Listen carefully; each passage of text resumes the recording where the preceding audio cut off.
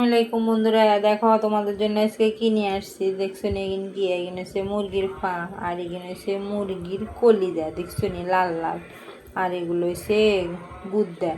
আজকে আমি মুরগির কলিজা গুদ্দার পা দিয়ে কালা বোনা করুন, বুঝছো নি বন্ধুরা। কেন করি তোমরা দেখতে থাও। এ চাও বন্ধুরা, কত বড় একটা পাতিল বসাই দিছি, পাতিল গরম হয়ে গেছে। এবার সয়াবিন তেল দিয়ে এই সয়াবিন তেল দিয়ে দিছি। এবার একে একে কি দিই তোমরা দেখো।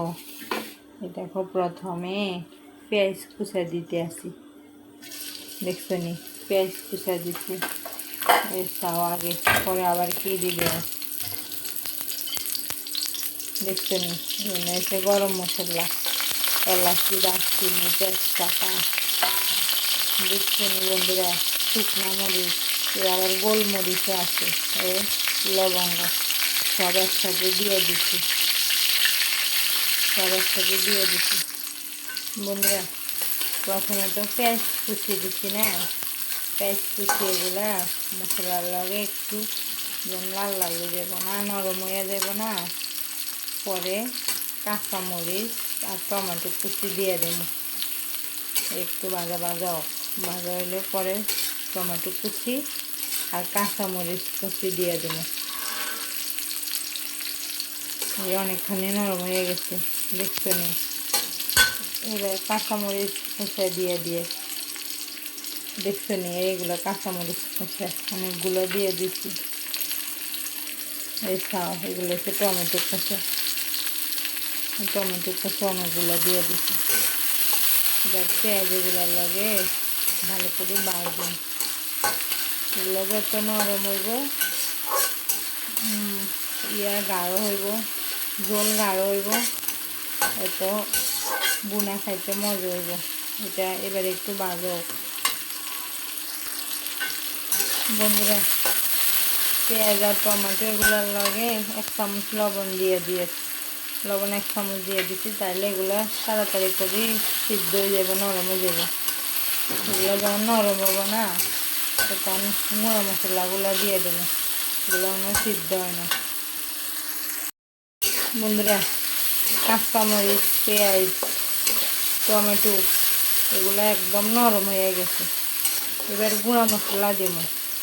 গুঁড়া মশলা দেওয়ার আগে সামান্য পরিমাণ পানি দেবো, নাহলে মশলা দিলে পুড়ে দেব। বেশি দেব না, এই সামান্য পরিমাণ পানি দিচ্ছি, অল্প পরিমাণ। বন্ধুরা পানি দিয়ে দিচ্ছি না। এবার এটা হচ্ছে রসুন বাটা, এই 2 চামচ দিচ্ছি রসুন বাটা।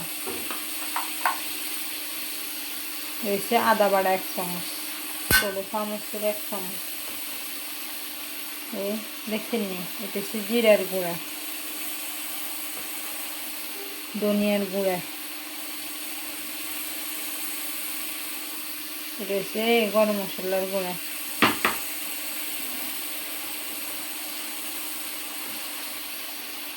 দেখছেন নি, এটা হচ্ছে হলুদের গুঁড়া, লাল মরিচের গুঁড়া, দেখছেন বন্ধুরা,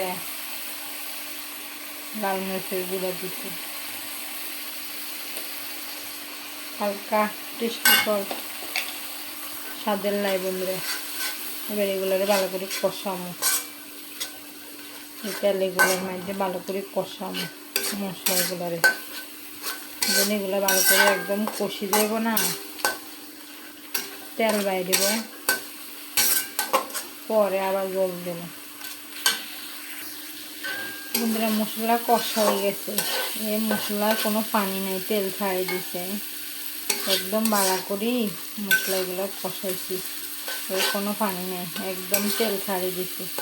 কারণ আমি আদা রসুন দিয়ে ব্লান্ডার করছি না, ব্লান্ডার জগে ধুয়ে পানি একটু আছে দিয়ে এগুলো দিয়ে আবার ভালো করে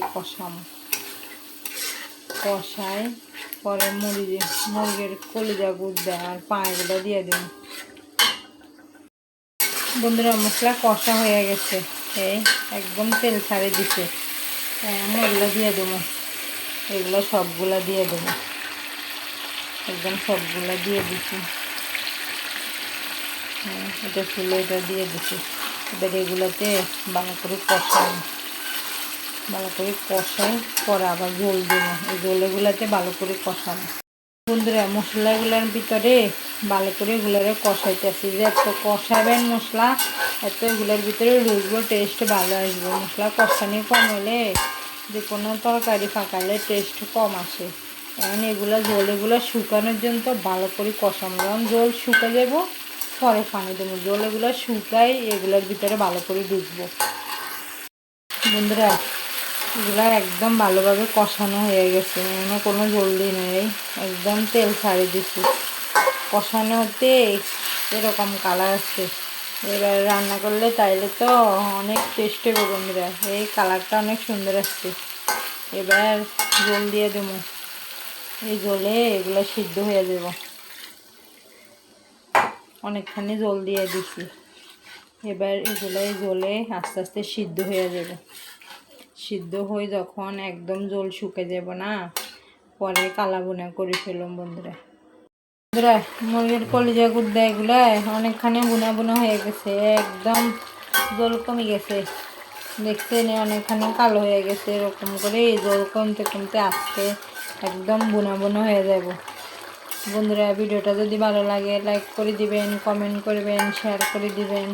আসসালামু আলাইকুম বন্ধুরা।